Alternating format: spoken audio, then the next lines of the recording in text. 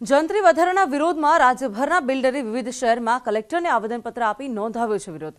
જંત્રીમાં ઘટાડાની સાથે સાથે અમલ 3 મહિના પાછો ઠેરવાની રજૂઆત પણ કરાઈ છે.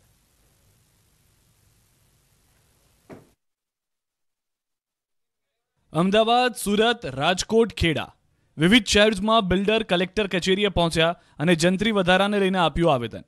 અમદાવાદમાં ક્રેડાઈના હોદ્દેદારો સહિતના બિલ્ડર્સ અને ડેવલપર્સ માંગ કરી કે જમીનની જંત્રી 100% બદલે 50% જ વધારવામાં આવે.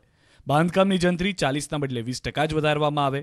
ઉપરાંત પેડ એફએસઆઈના દર પણ 20% અને હાઈરાઇઝ બિલ્ડિંગની એફએસઆઈ 25% રાખવા પણ માંગ કરાઈ. સાથે જ વધારાના દર 1 મે 2023થી અમલમાં આવે એ રીતે આયોજન કરવા રજૂઆત કરી.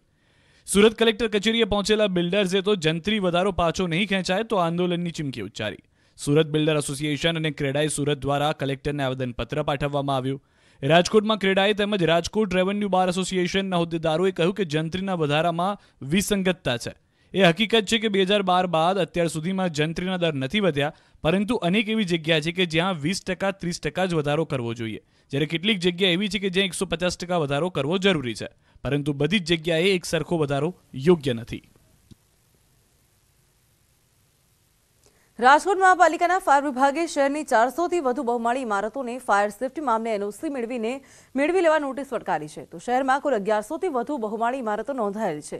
રાજકોટમાં અત્યાર સુધીમાં 400 પૈકી માત્ર 8 બહુમાળી ઇમારતોની જ એનઓસી માટે અરજી આવી છે.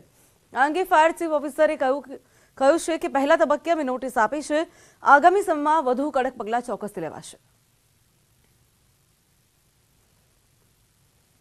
રાજકોટ શહેરની બિલ્ડિંગમાં જેમાં ફાયર સિસ્ટમ છે અને ફાયર એનઓસી રિન્યુઅલ નથી કરાવેલ, જેમાં 400 જેટલાને આપણે નોટિસ આપેલી છે. તેમાંથી ઇન્સ્પેક્શન પણ ચાલુ છે, જેમાંથી 8-10ના અત્યારે એનઓસી પણ રિન્યુઅલ થઈને આપણે એનઓસી આપી દીધેલ છે.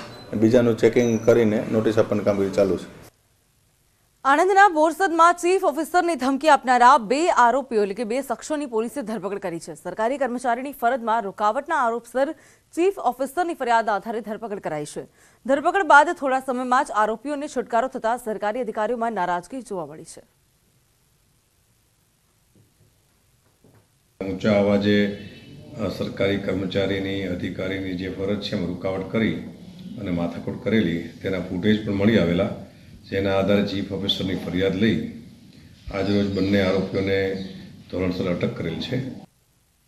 વલસાડ પોલીસે બાળકોની તસ્કરીના ઇન્ટરનેશનલ ષડયંત્રનો પર્દાફાશ કર્યો છે. વાપીના કરવડ ગામમાંથી શ્રમજીવી પરિવારની 5 વર્ષીય બાળકીનું અપહરણ થયું હતું. તો આ કેસમાં પોલીસે મધ્યપ્રદેશના ખંડવાથી અપહત બાળકીનું રેસ્ક્યુ કર્યું હતું. સાથે જ મૂળ નેપાળના એક શખ્સને પણ ઝડપી લીધો છે.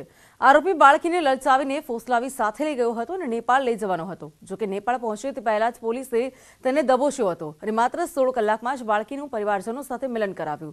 આરોપીની પૂછપરછમાં એ પણ સામે આવ્યું કે અગાઉ ઉત્તર પ્રદેશથી તેણે 3 થી 4 બાળકોની તસ્કરી કરી છે. તપાસમાં સામે આવ્યું છે કે આરોપી 20 વર્ષથી નેપાળથી ભારતના અલગ અલગ રાજ્યોમાં વસવાટ કરે છે.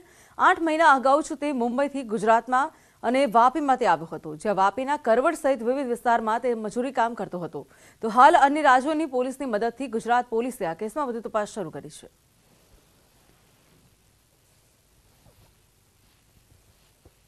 પ્રાથમિક દ્રષ્ટિએ આરોપીની પૂછપરછ દરમિયાન એવું ધ્યાન પર આવેલું છે કે આ ઇન્ટરનેશનલ હ્યુમન ટ્રાફિકિંગની ગેંગ હોય એવું સામે આવેલ હોય એવું જણાઈ આવ્યું છે.